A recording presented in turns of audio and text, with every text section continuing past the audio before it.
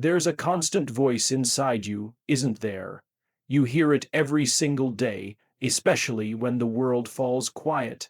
It's the one that speaks up right before you take a risk, make a big decision, or step into the unknown.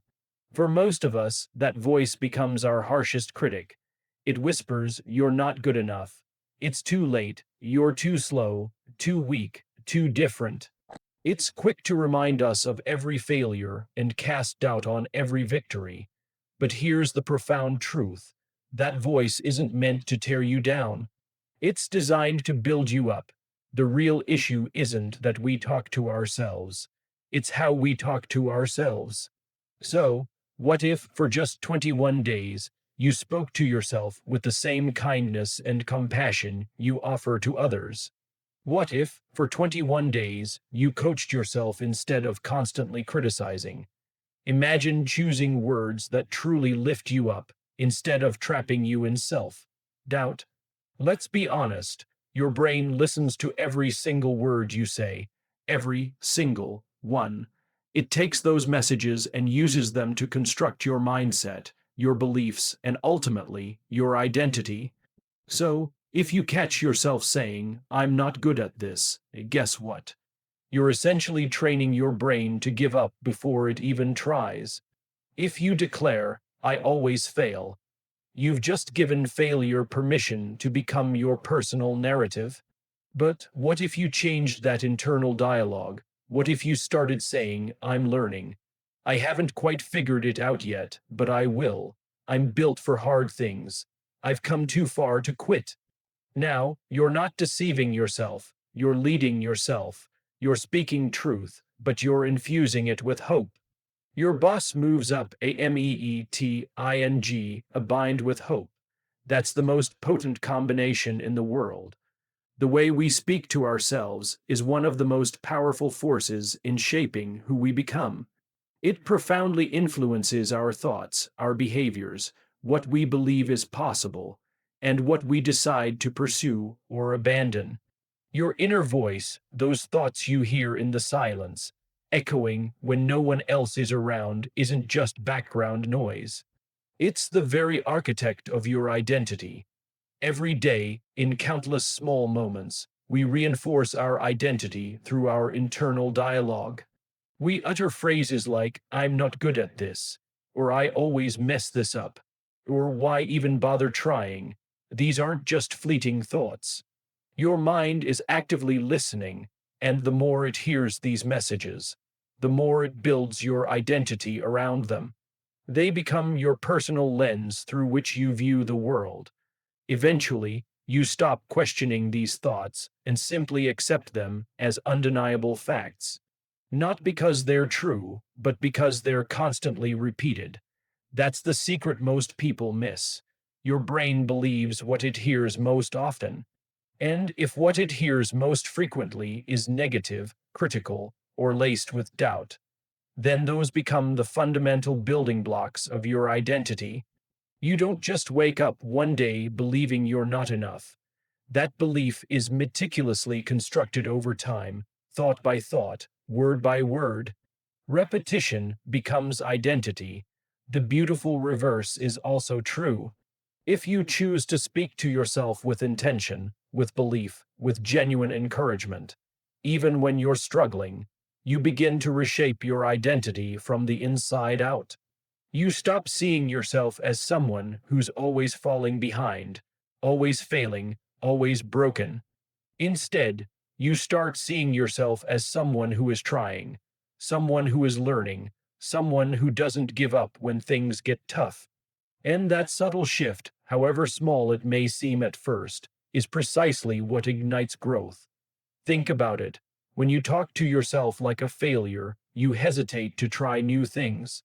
When you talk to yourself like a fraud, you second, guess every opportunity. But when you talk to yourself like a leader, like someone truly worthy of the life you want to create, you step forward. You begin to act in alignment with the person you aspire to become, rather than being paralyzed by the person you fear you are. This isn't about empty affirmations or pretending everything is perfect. It's about honest, hopeful language that reflects your vast potential instead of trapping you in the confines of your past. It's about choosing words that grant you the space to evolve, not shame that keeps you feeling small. When you hear yourself say, "I'm not good at this," try changing it to, "I'm learning how to do this." Instead of, "I always screw this up," try saying, "I'm figuring it out as I go." It's a small adjustment, but small adjustments, when repeated consistently, lead to monumental change. And a change in your words inevitably leads to a change in your mindset. And mindset, my friend, is the gateway to your identity. Most people don't even realize they're actively reinforcing a negative identity with their self talk. It becomes so habitual, so automatic, that it simply goes unnoticed. But once you start paying attention, once you slow down enough to truly listen, you can interrupt that pattern. And once you interrupt it, you can begin to rewrite it. Every time you speak to yourself with encouragement instead of judgment, with patience instead of frustration, with belief instead of doubt, you're doing more than just being kind to yourself. You're actively training yourself to become someone new, someone stronger, more grounded, more capable. Want to change your life? Start with how you talk to yourself. Want to build confidence? Talk to yourself like someone who's learning to lead. Want to be disciplined? Talk to yourself like someone who simply doesn't give up. Want to achieve clarity? Talk to yourself with calm, not chaos. The voice in your head will either become your biggest enemy or your greatest ally. And you get to decide that choice not just once, but every single day. Identity isn't something you stumble upon, it's something you actively create. And the raw material for that creation is already within you. It's in your words. Talk to yourself like someone you deeply believe in. Because once you do, you'll naturally start acting like someone worth believing in. And that's where the true transformation truly begins. We all engage in self talk, in quiet moments, during stress, before significant decisions, or after we've made mistakes. That persistent voice in our heads is always present. It's perfectly natural. In fact, self talk is one of the most vital internal tools we possess. But like any tool, it can be wielded to construct or to demolish. The crucial point isn't whether you talk to yourself. The common mistake people make is believing that being honest with themselves requires being harsh. That to grow, they somehow need to tear themselves down.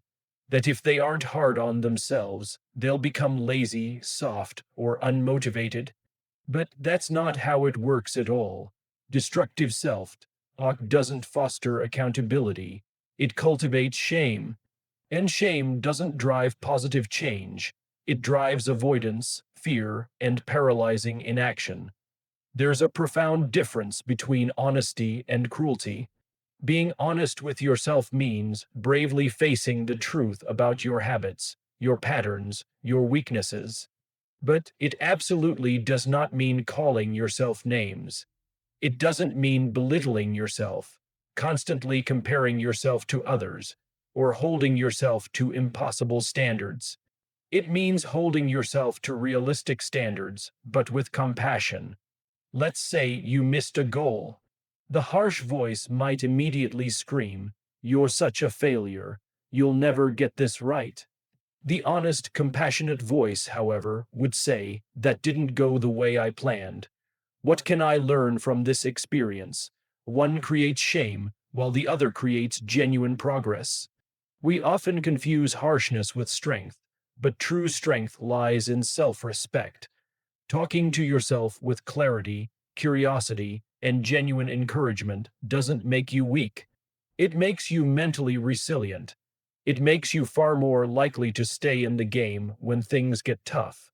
Precisely because you're not attacking yourself every single time something goes wrong.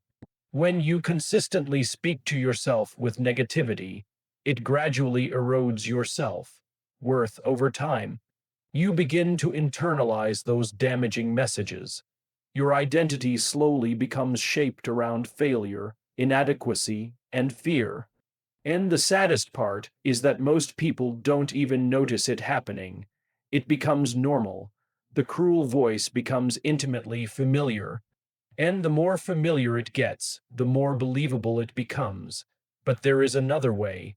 You can intentionally choose a self talk style that is direct but never demeaning, firm but still forgiving. You can hold yourself accountable and still be incredibly kind. You can fully recognize your flaws and still powerfully affirm your inherent value. You can acknowledge your failures and still profoundly believe in your future. You don't need to lie to yourself. You don't need to fake positivity. What you desperately need is language that creates ample room for growth. Instead of saying, "I'm terrible at this," try saying, "I haven't figured it out yet." That's not denial, that's pure development. That's how you purposefully shift your mindset from fixed to flexible. When you're navigating something truly difficult, the goal isn't to deny the pain or pretend everything's perfectly fine. It's to speak to yourself in a way that genuinely strengthens you through the experience. Say, "This is hard, but I've gotten through hard things before." Say, "This setback stings, but it's not the end of the road." Say, "I'm struggling right now, and that's okay. I'm still moving forward." It's perfectly acceptable to be disappointed in yourself. It's okay to want more from yourself, but it is not okay to weaponize your words against yourself. If you wouldn't say it to someone you deeply love, why would you ever say it to yourself?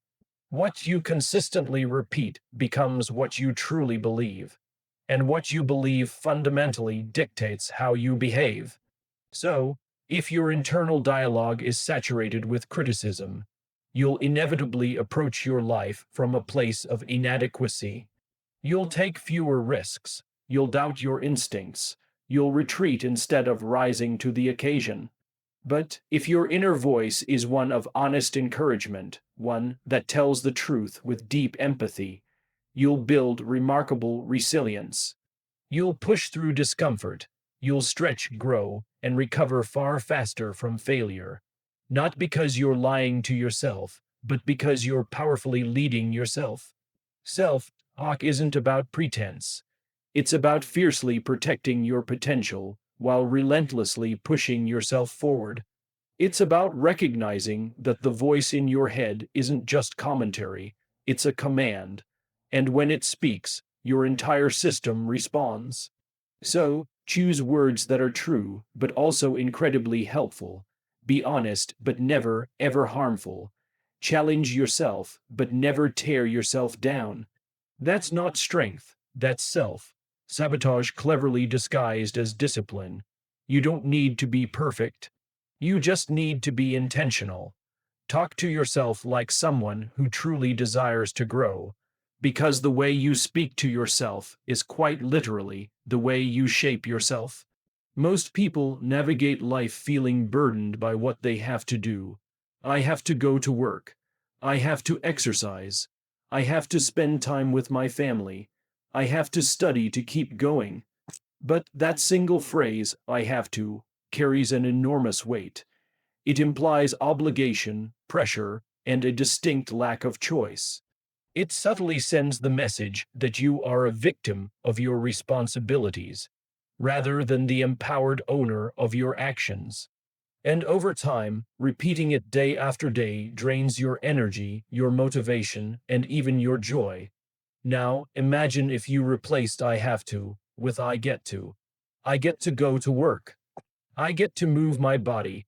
I get to spend time with people I love. I get to show up for my goals. The shift seems minuscule, just one word, but the impact is truly massive. "I get to" reframes your responsibilities as privileges. It serves as a powerful reminder that what feels routine to you today may have once been something you deeply desired. Or perhaps it's something someone else in the world is still praying for. Think about that job that's currently stressing you out. Yes, maybe it's difficult, maybe it's demanding, but at some point, you likely hoped for an opportunity just like it. Or perhaps it's what pays your bills and supports your family. That's not something to dread. It's something to deeply respect. Or consider your health. You might say, I have to go to the gym. But how many people would give absolutely anything just to be able to move, walk, lift, or run again? You get to move your body, you get to improve it. That's not punishment, it's profound power. This isn't about ignoring the genuinely hard parts of life. It's about honoring the fact that you still possess the ability to show up, that you're not helpless, that even on your absolute worst day, you still have options. And where there are options, there is always opportunity.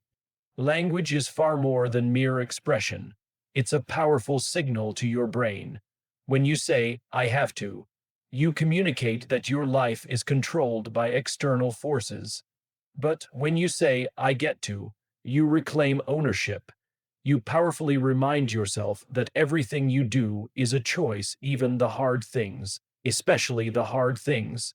Staying consistent when it feels silly, I have to give a speech, transforms into I get to share my ideas. I have to parent my kids, becomes I get to shape a life. I have to practice, evolves into I get to improve. This doesn't magically erase the difficulty, but it injects a profound sense of purpose. And purpose is precisely what sustains us when motivation inevitably fades. Gratitude doesn't make struggle disappear, but it absolutely makes the struggle meaningful.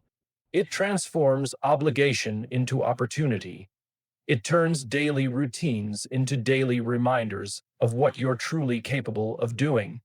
When you approach your day with an I get to mindset, you naturally bring more energy, more commitment, and more resilience. Why? Because you've taken back your power.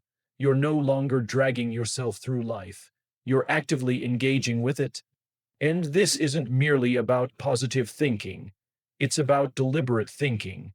It's about profoundly reminding yourself that time is limited and nothing is ever promised. The very things you complain about today might one day become things you desperately miss. So, when your alarm blares and you groan, I have to get up. Try whispering instead, I get to wake up. When the workout feels incredibly heavy, remind yourself, I get stronger today.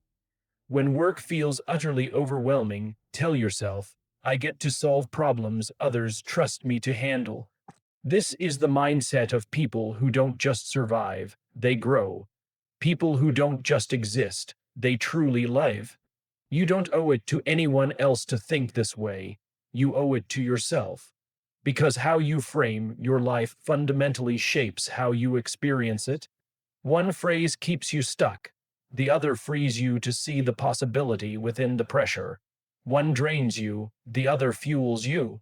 So, the next time you catch yourself saying, I have to, pause, reframe it, say, I get to, and truly feel the difference in how you step into that moment. Because that single change won't just shift your words, it will profoundly shift your life. Leadership doesn't begin with managing others. It starts with managing yourself. Before you can inspire, guide, or influence anyone else, you absolutely have to earn your own trust. You have to prove, through consistent action, unwavering consistency, and unwavering integrity, that you can show up for yourself first. Because how can you effectively lead anyone if you can't lead the person staring back at you in the mirror? Most people are chasing external influence without first building internal discipline. They crave respect from the world, but fail to respect their own commitments. They yearn to motivate others, but consistently ignore the promises they make to themselves. Real leadership isn't a mere title, it's a powerful mindset. It's the profound ability to align your values with your behavior, especially when no one is watching, especially when it's deeply uncomfortable. Leading yourself begins with crystal clarity. You have to know what truly matters to you. What are your core principles? What are your non-negotiables? What do you unequivocally stand for? Without clear direction, self-leadership devolves into wishful thinking. You simply cannot follow through on what you've never truly defined. And when you possess clarity, you don't need external motivation to act. You are powerfully driven by your own internal compass. But clarity is just the beginning. You also need unwavering discipline, the kind of discipline that doesn't wait for perfect conditions, that shows up even when you don't feel like it, that stays focused when countless distractions pull at you. This isn't about being robotic or emotionless. It's about developing the profound ability to keep your commitments even when your mood shifts. That's the bedrock of trust. And trust is the very foundation upon which all leadership is built. If you genuinely want others to believe in you, you must first believe in yourself. Not in some inflated, ego-driven way, but in a grounded, earned way.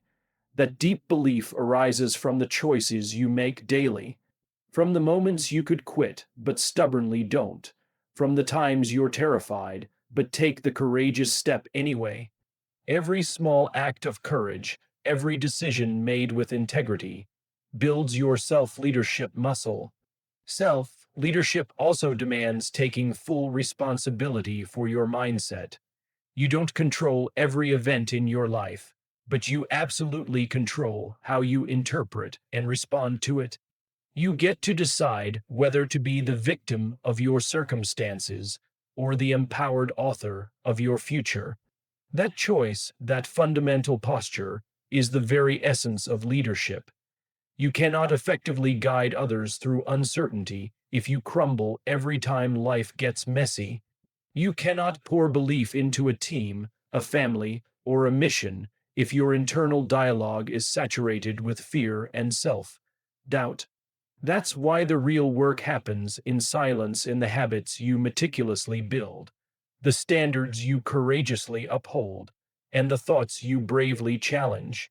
Leadership isn't always loud. Often, it's the quiet decision to do the right thing when it's incredibly hard. Another crucial part of leading yourself is emotional regulation. Great leaders don't merely react, they thoughtfully respond. They instinctively know how to pause, reflect, and make intentional choices instead of being controlled by impulse or ego. That journey begins with practicing profound self-awareness, asking yourself why you feel a certain way before you even consider acting on it. Leading yourself means mastering your own emotions so you can skillfully guide others through theirs. The people who truly lead, who leave the greatest impact, are the ones who don't just chase growth. They embody it. They don't wait for someone else to push them, they push themselves. They don't lead because they have to. They lead because it's who they've undeniably become. And that powerful identity is meticulously shaped through consistent practice, fierce struggle, inevitable failure, and honest reflection. Want to lead others? Start by showing up on time for yourself. Want to earn trust? Start by consistently keeping your word to yourself. Want to inspire people? Start by embodying the values you so passionately talk about. The world doesn't need more people telling others what to do. It desperately needs more people who live in a way that others genuinely want to follow, people who lead themselves first, who hold themselves deeply accountable, who demand excellence from within before ever expecting it from anyone else. Because when you lead yourself, your actions speak far louder than your words ever could. And people don't follow titles, they follow compelling examples. Be the example, lead from within, and everything else will naturally follow. Doubt is an intrinsic part of being human. It creeps in when you least expect it, right before a big decision, in the quiet moments after a failure, or when you're standing at the precipice of something unfamiliar. Doubt whispers insidious questions like, "What if I'm not good enough?" or what if I fail? And if you're not vigilant, that whisper quickly morphs into your dominant internal narrative. Left unchecked, doubt doesn't just challenge your plans, it viciously attacks your very identity. The problem isn't doubt itself. The problem is when we passively accept doubt's voice as absolute truth without ever challenging it. Just because a thought appears in your mind doesn't mean it inherently belongs there. Just because you feel fear doesn't automatically mean you're incapable. That's precisely where power statements come in. They are your deliberate way of responding with intention instead of reacting in crippling insecurity. Power statements are not about blind, saccharine positivity. They are about consciously choosing belief in moments of profound uncertainty. They are your powerful way of speaking strength into fear, clarity into confusion, and courage into hesitation. Because the undeniable truth is, the most important conversations you will ever have are the ones you have with yourself. And when doubt speaks, you absolutely need to speak louder. When your mind says, "What if I fail?" respond with, "If I fail, I'll learn and come back stronger." When doubt whispers, "You're not ready," reply, "No one starts ready. I grow by starting." When the voice inside says people will judge you, assert, "Their opinions don't build my future, my actions do." These are not mere fantasies. These are powerful leadership tools, and they genuinely work. Your words actively create your world. What you consistently say to yourself becomes what you truly believe. And what you truly believe is what you act on. If you aspire to take powerful action, you must first speak powerful truth. Not just once, but every single time doubt makes an appearance. That's the crucial key. Doubt doesn't vanish forever, it returns, it evolves, it changes shape. One day it sounds like paralyzing fear. The next day it sounds like debilitating procrastination. Another day, it cleverly disguises itself as perfectionism.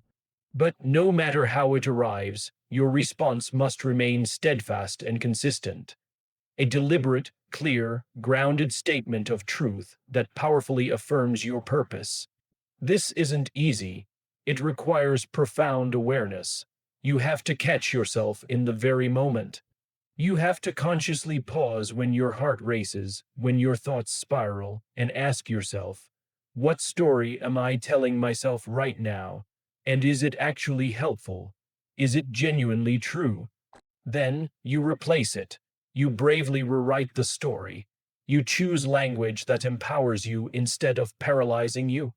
"I can't do this" becomes, "I've never done this before, but I'm learning." "I'm not good at this" becomes, "I'm willing to get better every day." "This is too hard" transforms into, "Hard means I'm growing." "It's too late for me" becomes, "I'm right on time for my own unique journey."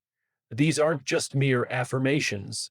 They are powerful identity declarations, because power statements remind you of who you are actively becoming, not just what you're feeling in the immediate moment. And that, my friend, matters far more than the fleeting fear. You can train your mind to respond differently. It requires practice, just like any other vital skill. Every single time you answer doubt with a power statement, you build crucial mental muscle. You teach your brain that fear doesn't get the final word. You start powerfully leading yourself instead of being passively led by your emotions. Eventually, something truly incredible happens. The voice of doubt gets quieter, not because it's entirely gone, but because it's being magnificently drowned out by a stronger voice, your own. The voice that boldly says, "I can do hard things." The voice that confidently declares, "I am not my mistakes." The voice that courageously affirms, "I'm showing up anyway." Your power statements become your unwavering foundation, your anchor in the midst of chaos, your constant reminder that while you don't control everything, you absolutely control what you say to yourself. And what you say to yourself fundamentally determines what you believe is possible. So, don't wait for confidence to magically arrive. Speak it into existence. Don't wait for fear to miraculously disappear. Face it head on with truth. Don't wait until you feel ready. Decide that you are ready enough to simply begin. When doubt speaks, don't go silent. Speak back boldly. Speak back clearly. Speak back with the commanding voice of someone who utterly refuses to be defined by fear. Because that voice, the one you meticulously train to respond with power, that's the voice of a true leader. And it's high time you started listening to it. Your identity isn't formed in a single, dramatic moment. It's meticulously shaped in the thousands of small, consistent choices you make every single day. It's not what you say you are that truly defines you. It's what you do over and over again. Repetition is the architect of identity. Every action, no matter how seemingly insignificant, casts a powerful vote for the kind of person you are becoming. The challenge is that most people mistakenly view identity as a fixed label, something you either inherently possess or you don't. They'll declare, "I'm not disciplined," or "I'm not confident," as if these are permanent traits etched into their very DNA. But identity isn't fixed at all. It's diligently built, and it's built through repeated behavior, not occasional, sporadic effort. You don't become confident by reading just one book. You don't become physically strong by going to the gym only once. You don't become kind, courageous, or focused through a single, isolated act. These are profound qualities that emerge from daily discipline. They are repeated behaviors that, over time, become an indelible part of who you are. If you genuinely want to change how you see yourself, you absolutely have to change what you do consistently. The most powerful identity shifts occur when you align your daily actions with the version of yourself that you are actively striving to become. It's not about faking it until you make it. It's about acting as if, and then doing it again and again, until that action becomes normal, natural, and an undeniable part of your character. Let's say you aspire to become someone who remains calm under pressure. That doesn't happen overnight. It happens each and every time you choose to pause instead of react impulsively. Each time you consciously breathe through the chaos. Each time you speak with clarity instead of raw emotion. Every single one of those moments is a vital brick in the foundational structure of your new identity. And if you relentlessly keep laying those bricks, you will eventually construct a mental structure solid enough to withstand any storm. Repetition also builds profound trust with yourself. Every single time you follow through on what you said you'd do, you send a clear message to your brain: I'm someone who shows up. I can genuinely rely on myself. That self trust is precisely what cultivates true internal confidence, not loud affirmations or fleeting external validation. Repetition earns belief. The inherent danger lies in the repetition of the wrong behaviors. If you consistently break promises to yourself, if you repeatedly procrastinate, if you habitually avoid discomfort, then that too becomes your identity. You start to see yourself as unreliable, scattered, or weak, not because you are, but because that's what you've diligently practiced. Identity isn't just about who you want to be, it's about what you've consistently rehearsed. Your habits are the rehearsal. Your self talk is the rehearsal. Your daily routines, the way you skillfully handle adversity, the way you sincerely treat people, the way you compassionately treat yourself. These are all integral parts of your ongoing performance. The more you repeat something, the more you believe it, and the more automatic and ingrained it becomes. This is both the profound challenge and the incredible opportunity. It means you are never truly stuck. Because if you can change what you repeatedly do, you can fundamentally change who you become. The key is to start small. Consistency beats intensity. It's far better to show up every day at 70% effort than to go all out just once a month. Why? Because repetition compounds. It builds unstoppable momentum. And momentum, in turn, builds identity. You don't have to be perfect. You just have to be consistent enough to prove to yourself that genuine change is not only possible, but it's happening. And every single time you show up for a habit, no matter how small, you powerfully reinforce that possibility. Want to become a writer? Write every single day, even if it's just one sentence. Want to be more disciplined? Make your bed every morning without fail. Want to be a better leader? Start by leading yourself with unwavering honesty, profound integrity, and unwavering consistency. Repetition isn't glamorous. It's not always exciting or fun. But it is, without a doubt, the most powerful force in transformation. It's what separates those who merely talk about growth from those who truly live it. You are not defined by your past. You are defined by your patterns. And the beautiful, liberating thing about patterns is that they can be broken or built at any given time. So, start precisely where you are. Pick one action, one habit, one unwavering standard, and repeat it until it becomes automatic. Then, patiently build on it brick by brick, decision by decision, day by day. Because the real secret to changing your identity isn't in making one huge, dramatic leap. It's in the quiet, relentless repetition of who you choose to be, even when no one is watching, especially then. That's how true identity is built. That's how genuine confidence is earned. And that's how lasting transformation takes root.